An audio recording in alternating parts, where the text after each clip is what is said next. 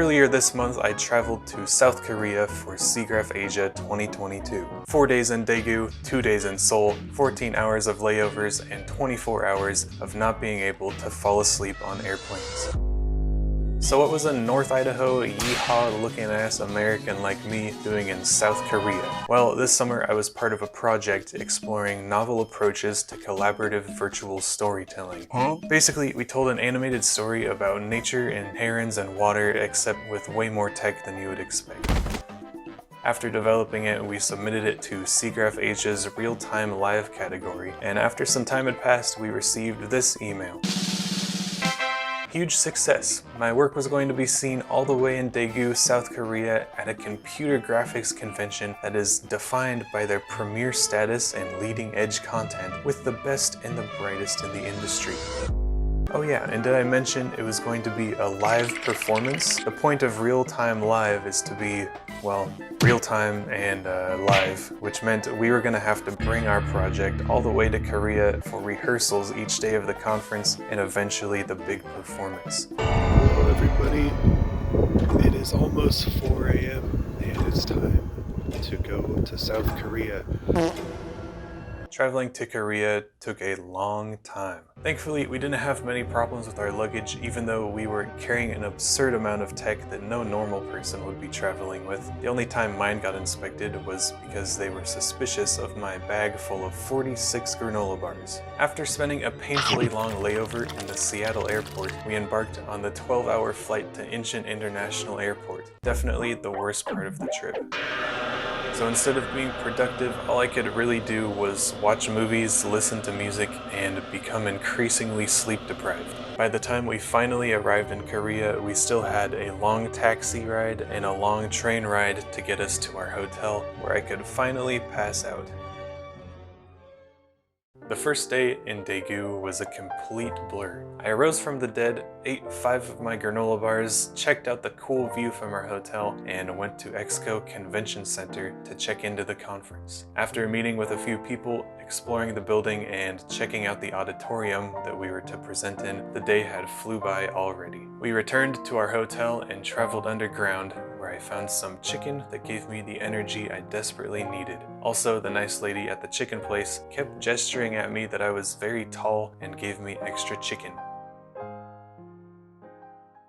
Second day of the conference, I was actually able to run around, see some cool presentations, and meet some cool people. It was an odd feeling to be able to use weird technical art terms, and all of the people around me actually knew what I was saying. We were also able to rehearse for the first time with our friend who would be narrating the piece during the show, since we determined I would be far too focused on running all of the tech to say anything. Most of day 3 was spent exploring the exhibition hall, which was a healthy mix of things that I understood, things that were just cool, and things that I did not really understand at all.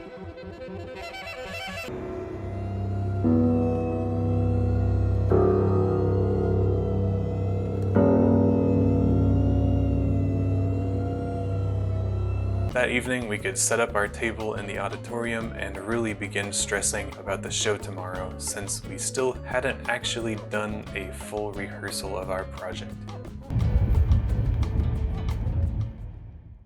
Bright and early the next morning, we returned to the auditorium for audio and video checks, as well as a full practice run-through of the show. Sitting at our table with everything running, there was an electric feeling in the air. Literally, I could feel my arm and neck hairs tingling, and every time I touched our video mixer, it would shock my hand. I was beginning to get a bit nervous about the upcoming show, as well as the possibility of being electrocuted at any moment, and there was a moment during rehearsals where I couldn't click a button because my hands were too shaky and the mouse sensitivity was too high. But other than that, our rehearsal went fairly well, and we took the remainder of the day to clean it up even more. To be flooded with that familiar feeling of adrenaline that I used to get from doing sports or performing in band concerts, I was initially stressed, but the realization that this adrenaline was from something that I'm actually passionate about turned it into a great feeling. So by the time it was our turn to present, I surprisingly wasn't stressed at all. It was definitely our smoothest run through, we barely made any mistakes, and it was a ton of fun. However, because our laptops had been running for multiple hours straight, and those big vents pointed at our table are actually heaters, parts of the project were laggy because of the tech overheating. But hey, at least nothing completely shut down or burst into flames. Unfortunately, we were also competing against Unity and their new digital humans, so obviously we didn't win.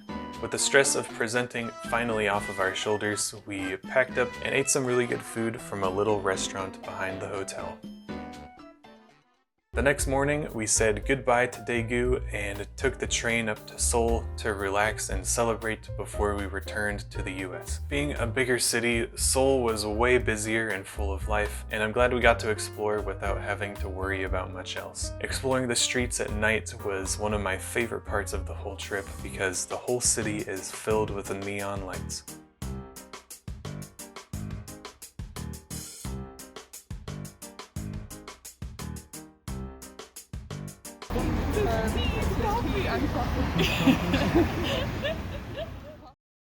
We spent the majority of our last day at Sanyudo Park, which was super relaxing.